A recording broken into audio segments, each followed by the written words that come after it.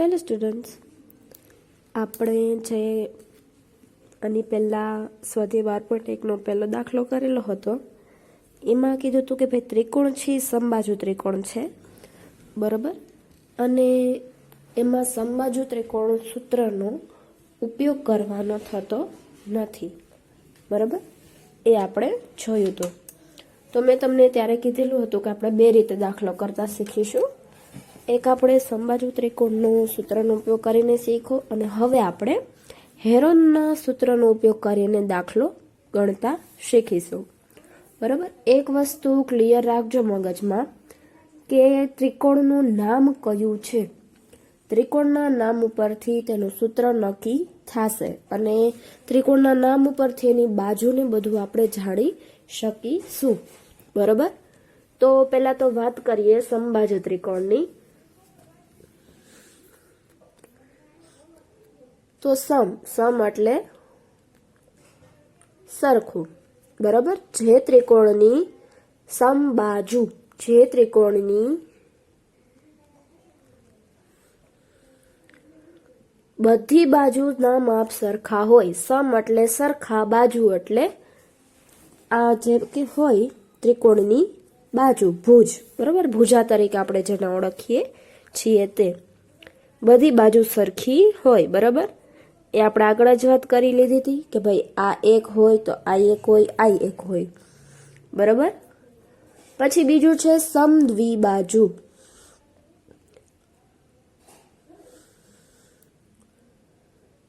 સમ એટલે સરખી, દ્વિ એટલે બે, બાજુ એટલે ભુજ. સમદ્વિબાજુ એટલે કે જે ત્રિકોણની બે બાજુના માપ સરખા હોય, બરાબર. તો હવે આપણને ખબર જ છે કે ભાઈ સમબાજુ છે તો બધી બાજુના માપ સરખા હશે, તો બધી બાજુને આપણે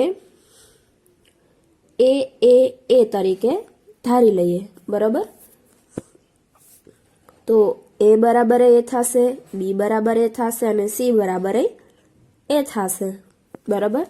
તો આપણને ખબર જ છે કે ભાઈ ત્રિકોણની અર્ધપરિમિતિ શું થાય, તો કે એસ બરાબર એ પ્લસ બી પ્લસ સી છેદમાં 2. તો આપણી પાસે કિંમત છે એ બધી મૂકી દઈએ. એ બરાબર એ, બી બરાબર એ, અને સી બરાબર એ. તો એ પ્લસ એ કેટલા થશે?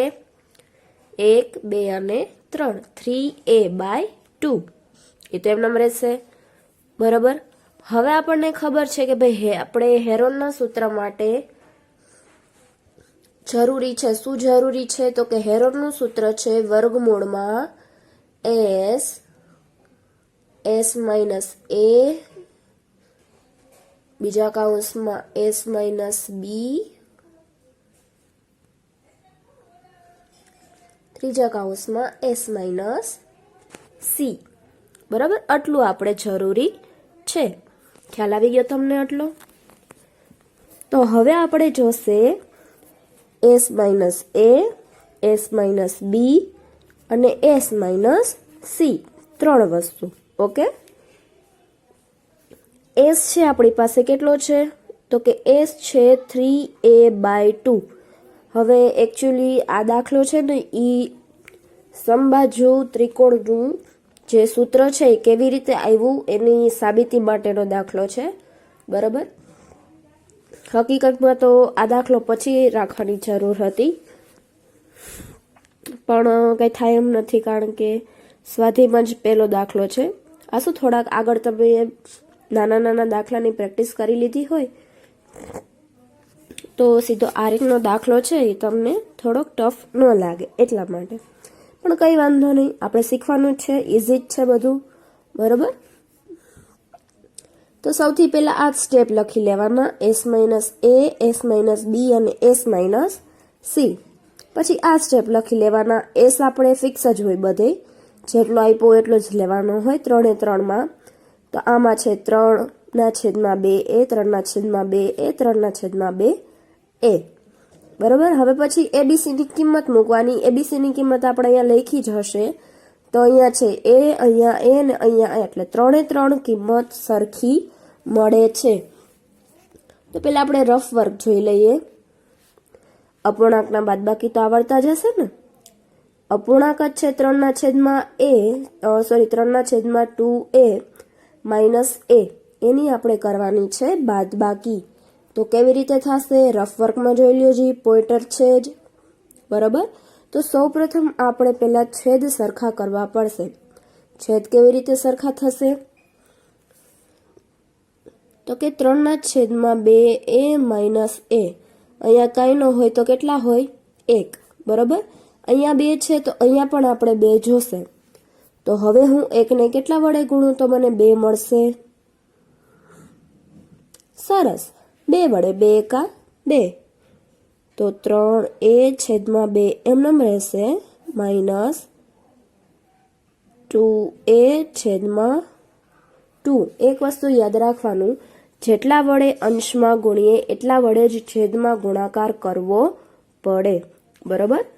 હવે થાય કે એ શું કામ? તો કે ભાઈ તમે 2 ભાઈઓ છો તો 2 ભાઈઓના ભાગ પડે, બરાબર. તો એક ભાઈને 4 રૂપિયા મળ્યા હોય તો બીજા ભાઈને 4 રૂપિયા મળવા જોઈએ ને, બરાબર. એવું ન થાય કે તમે એક ભાઈ છે અને 6 રૂપિયા આપો ને એક ભાઈને 4 રૂપિયા આપો, તો એવું ચાલે નહીં, બરાબર. બેને કા 5 મળવા જોઈએ અને કા બેને 4 મળવા જોઈએ, સરખા મળવા જોઈએ. એટલે ઉપરવાળા ભાઈને તમે જેટલા આપો એટલા જ તમારે નીચેવાળા ભાઈને આપવા પડે, બરાબર. તો હવે જોવો જી, છેદ સરખા થઈ ગયા, આના છેદમાં 2, આના છેદમાં 2. તો હવે આપણે બાદબાકી કરી શકીશું.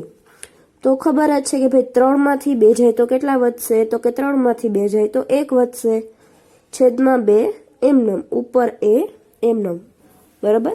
અને હોશિયાર થઈ અને નીચે 2માંથી 2 માઇનસ ન કરી નાખતા, કારણ કે અપૂર્ણાંકમાં અંશની બાદબાકી અને સરવાળો થતો હોય, છેદ નો થતો હોતો નથી. સરવાળા અને બાદબાકીમાં બોલું છું, હજી વસ્તુ યાદ રાખજો. તો એ આપણને મળી ગયો 1/2a, બરાબર. બધાની બાદબાકી થઈ ગઈ, બધાનો જે વેલ્યુ છે એ સરખી જ મળશે, s મળી ગયો. તો હવે આપણે કિંમત મૂકી દઈએ. તો કે હેરોનના સૂત્રનું, એટલે કે ત્રિકોણનું ક્ષેત્રફળ વર્ગમૂળમાં s, s minus a, s minus b, s minus c, બરાબર. s કેટલું હતું? 3a/2, 3a/2. આ ત્રણેયની વેલ્યુ કેટલી મળી હતી? 1/2a. તો 1/2a, 1/2a, 1/2a, બરાબર. હવે રફ વર્કમાં પાછા આવી જાવ જી. 3 કેટલી વાર છે? 1 વાર. 1 કેટલી વાર છે? તો કે 1, 2, 3. વચ્ચે ગુણાકારની નિશાની હોવાથી અંશનો ગુણાકાર થશે અને છેદનો ગુણાકાર થશે, બરાબર. સરવાળા બાદબાકીમાં છેદનો કોઈ ભાગ રહેતો નથી, ઓકે, પણ ગુણાકારમાં રહે છે. તો 3 વાર 1, એ કેટલી વાર છે? 1, 2, 3, 4. તો 4 વાર a. 2 કેટલી વાર છે? 1, 2, 3, 4. 4 વાર. તો 3 ગુણ્યા 1, 1 એટલે 3 એકા 3. એ 4 વાર છે એટલે એની 4 ઘાત. 2 દુ 4, 4 દુ 8, 8 દુ 16, એટલે છેદમાં 16, બરાબર. હવે વર્ગમૂળ છે તો વર્ગમૂળ તમને ખ્યાલ હોય તો વર્ગમૂળની નિશાની દૂર કરી અંદર સંખ્યા હોય એનું વર્ગમૂળ નીકળે તો 16 નું વર્ગમૂળ શું થાય? 4. 25 નું વર્ગમૂળ શું થાય? 5. ખ્યાલ આવ્યો ને? 4 નું વર્ગમૂળ શું થાય? 2. 9 નું વર્ગમૂળ શું થાય? 3, બરાબર. એટલે જેના વર્ગમૂળ નીકળતા હોય એના વર્ગમૂળ કાઢવાના, જેના વર્ગમૂળ નીકળતા નથી એનું શું કરવાનું? કેના નહીં નીકળે? તો કે વર્ગમૂળ 3, વર્ગમૂળ 2, વર્ગમૂળ 5, વર્ગમૂળ 7, વર્ગમૂળ 6, વર્ગમૂળ 8. આવી સંખ્યા હોય એના વર્ગમૂળ નીકળતા હોતા નથી. બરાબર, 8નું તો એ એડજસ્ટ થઈ જાય, એ તો આપણે પછી જોશું. પણ વર્ગમૂળ 3, 5, 7 એના નીકળતા હોતા નથી. 13 છે. બરાબર, તો એના માટે શું કરવાનું? તો એને આ રીતે વર્ગમૂળની નિશાની આપી દેવાની રહે છે. બરાબર, તમે જોઈ શકો છો અહીંયા આપણે વર્ગમૂળ દૂર કર્યા તો 4નું વર્ગમૂળ શું નીકળશે? 2. હાલો, તો એક કામ પૈતું. 16નું વર્ગમૂળ 4, 3નું નીકળતું નથી, તો એને આપણે આપી દઈએ પર્સનલ, ભાઈ તું તારું વર્ગમૂળ વાપર. બરાબર, દૂર થતું નથી તો આપણે એને વાપરવા તો દેવું જ પડશે. તો એના વર્ગમૂળ આ રહી હેપી રહે. બરાબર, આપણે આપણું કામ પૂરું. છેલ્લે આપણે જે જોતું હતું સૂત્ર આવી ગયું, √3/4 બાજુ સ્ક્વેર. બરાબર, તો આ સૂત્ર ઉપરથી આપણે સાબિત કરતા શીખ્યા કે ભાઈ કેવી રીતે આપણને સમબાજુ ત્રિકોણ છે એનું સૂત્ર મળે. બરાબર, આટલું કર્યું. હવે આગળ કરીએ કે ભાઈ પરિમિતિ આપણને આપી છે 180. પરિમિતિ આખી છે, અડધી કરવી હોય તો ભાગ્યા 2, તો S બરાબર 90 સેન્ટીમીટર. હવે સમબાજુ છે, બધી બાજુના માપ સરખા જોવાના. તો 80/3 કરી તો એક બાજુનું માપ કેટલું મળશે? 60. બરાબર, તો બે વસ્તુ આવી ગઈ. સૂત્રમાં મૂકીએ. S મેળો તો 90, S - S - B. જો આ રીતે છે ને દાખલો કરતા હોય ને ત્યારે પહેલા આ લખી લેવાય, એટલે દાખલો થોડોક આપણને ઈઝી પડે. જે આ વચ્ચેનું સ્ટેપ છે ને આખું નીકળી જાય. ઓકે, S હતો 90, A હતો 60. 90 - 60, 90 - 60. B ની એટલો જ હતો, સમબાજુ છે એટલે 90 - 60. 90 માંથી 60 છે તો કેટલા વધે? 30, 30, 30. બરાબર, તો આ થઈ ગયું 90 × 30 × 30 × 30. બરાબર, હવે એક વસ્તુ યાદ રાખજો, વર્ગમૂળની અંદર જેટલી આ રકમ આપી છે એ બધી રકમનો તમે જો ગુણાકાર કરશો ને તો છેલ્લે પછી તમારે એનું વર્ગમૂળ શોધવું અઘરું પડશે. બરાબર, એના કરતાં તમે એને એવી નાની નાની રકમમાં વિભાજિત કરો કે જેથી કરીને કાં તો તમને 2 સંખ્યા મળે. 2 સંખ્યા એટલે તમારી પાસે એકલો 10 હોય અને પછી તમારી પાસે બીજા 20 હોય, તો આપણે 20ના 2 ભાગ કરી નાખી. શું કરી નાખી? તો કે 2 × 10 કરી નાખી. તો જો હજી 10ની 2 પેર મળી ગઈ. બરાબર, 2 સંખ્યા હશે એનો મતલબ શું થાય કે એનો વર્ગ આપણને આસાનીથી મળી જાય. એ તો ખબર જ છે કે ભાઈ 2 2 4, 5 5 25, ચોકે ચોકે 16, એ રીતે. બરાબર, એટલે એવી નાની સંખ્યામાં એને વિભાજિત કરવાની કોશિશ કરવાની કે જેથી કરીને આપણે એનું વર્ગમૂળ કાઢી શકીએ.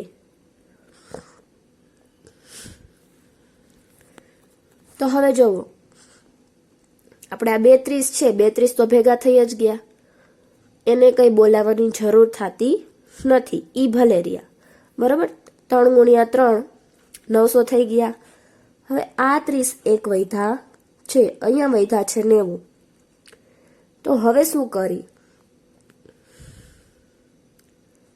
તો કે ભાઈ અહીં 900 અહીંયા 90 પાછળ 1 0 આવી જાય તો શું થાય? તો કે અહીંયા 900 થઈ જાય અને અહીંયા 900 થઈ જાય. તો 900 2 વાર થઈ ગયા તો એ તો નીકળી જશે બારે. તો એના માટે આપણે 30ના ભાગ પાડીએ. કેવા પાડીએ? તો કે આપણે ભાગ પાડી 10 તેરી 30. બરાબર, 2 ભાગ પાડ્યા 10 તેરી 30. તો હવે વૈધા છે 10 અને 90. મારે એ તો જોતા જ તા, તમે ગુણાકાર કરી નાખા. 90 × 10 એટલે 900, અહીંયા 30 × 30 એટલે 900. 3 એકલા વૈધા તો ભલે એકલા વૈધા, કાંઈ ફેર પડશે નહીં. બરાબર, 902 વાર છે, વર્ગમૂળ કાઢી એટલે 901 વાર, અને છેલ્લે મળશે વર્ગમૂળમાં 3, કારણ કે એનું વર્ગમૂળ નીકળતું નથી. ખ્યાલ આવી ગયો એટલો તમને?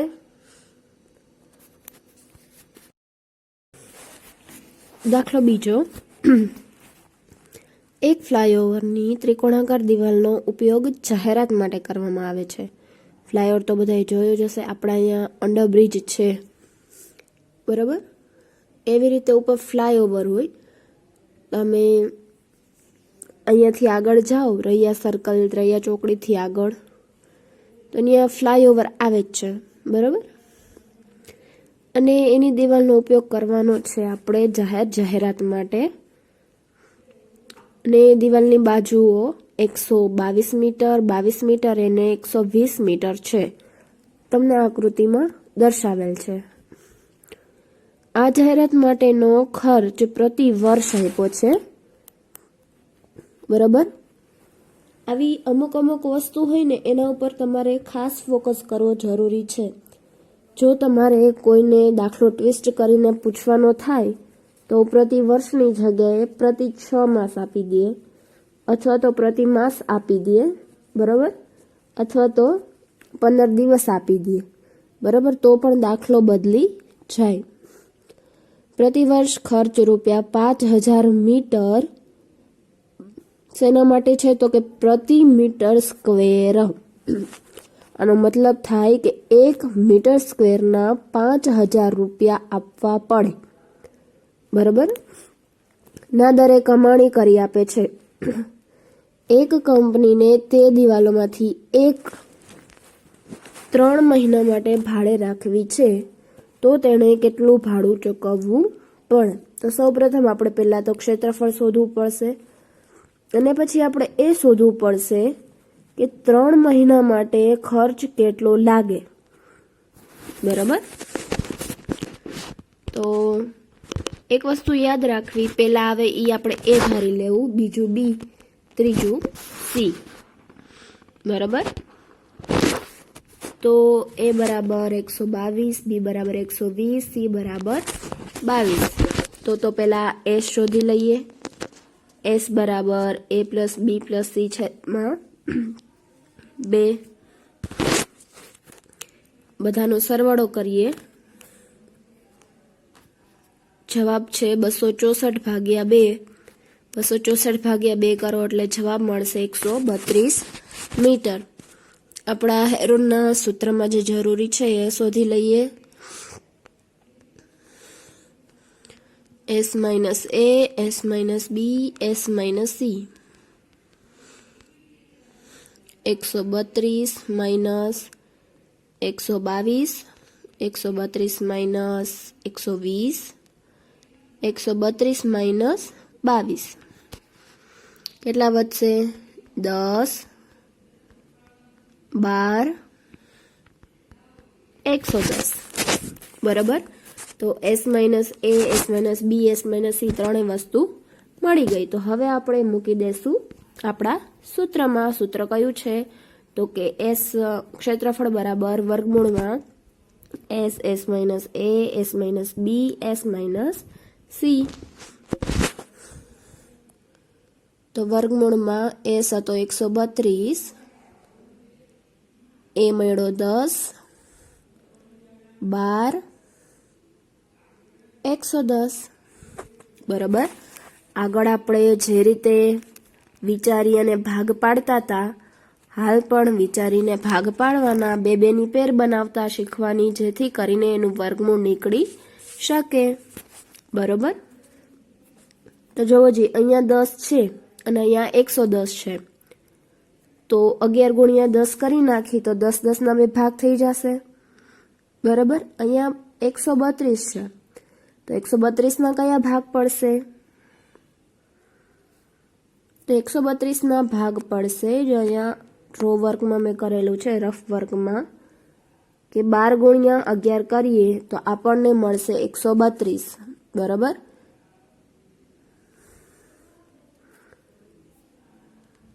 દસ તો એમનેમ હતું, 12 એમનેમ હતું, આના ભાગ પાડ્યા મેં 10 ગુણ્યા 11, 11 10 110. તો જુઓ જી 12 બે વાર થઈ ગયા, 11 બે વાર થઈ ગયા અને 10 બે વાર થઈ ગયા. તો 12, 10 અને 11 ત્રણેયનું વર્ગમૂળ નીકળી શકે. બરાબર. જો હું એમ નથી કહેતી કે 12નું વર્ગમૂળ કાઢવાનું. બરાબર, હું એમ કહું છું કે 12 ગુણ્યા 12 કરો એટલે 144 થાય. 144નું પાછું વર્ગમૂળ કાઢો તો 12 જ મળવાનું છે. બરાબર, એટલે ડબલ મહેનત કરવાની જગ્યાએ આપણે બે વસ્તુ હોય એનું વર્ગમૂળ કાઢો એટલે એકવાર આવી જાય. બરાબર, તો 12 ગુણ્યા 11 ગુણ્યા 10, 12 11 એટલે 132 ગુણ્યા 10 એટલે 1320 મીટર સ્ક્વેર. બરાબર, આપણને એ પૂછતું કે ભાઈ 1 મીટર સ્ક્વેર જાહેરાતનો ખર્ચો 5000 રૂપિયા છે, તો આપણે તો કેટલી મીટર સ્ક્વેર જોઈ છે? 1320 મીટર સ્ક્વેર આપણે જોઈ છે. તો તેનો ખર્ચ કેટલો?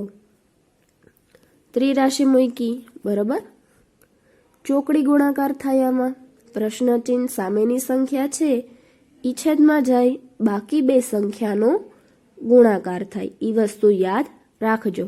પ્રશ્ન ચિહ્ન હોય એની ક્રોસમાં જે સંખ્યા આવેલી હોય એ હંમેશા છેદમાં જાય, બાકી જે સામસામેની સંખ્યા હોય એનો ગુણાકાર થાય.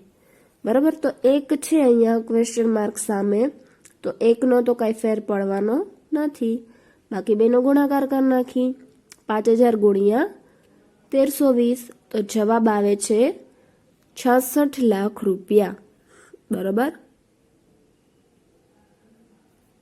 આ તો આખા વર્ષનું છે, આપણે તો ખાલી 3 મહિના માટે જ જોઈ છે. બરાબર, તો વળી પાછી ત્રિરાશિ મૂકી. તો કે ભાઈ 12 મહિનાનો ખર્ચ 66 લાખ રૂપિયા હોય તો 3 મહિનાનો ખર્ચ કેટલો? પ્રશ્ન ચિહ્ન સામેની સંખ્યા છેદમાં, તો છેદમાં કઈ રકમ જશે? 12. બાકી બેનો ગુણાકાર, તો 3 ગુણ્યા 66 લાખ. બરાબર, છેદ ઉડાડી, 3 ચોકું 12, બાકી 66 લાખ ભાગ્યા 4 કરીએ એટલે જવાબ આવશે 16,50,000 રૂપિયા. બરાબર, તો તમારે એ જગ્યા ભાડે લેવી હોય ઓવરબ્રિજ વાળી જાહેરાત માટે, તો તમારે એને 3 મહિનાના 16,50,000 રૂપિયા ચૂકવવા પડશે. બરાબર, આજે હોમવર્કમાં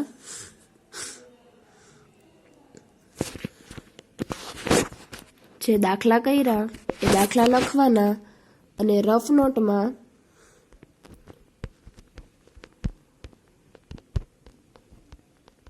ઉદાહરણ 1 અને 2 જાતે ગણવાના. ઓકે, સારું, ચાલો નેક્સ્ટ લેક્ચરમાં મળીએ.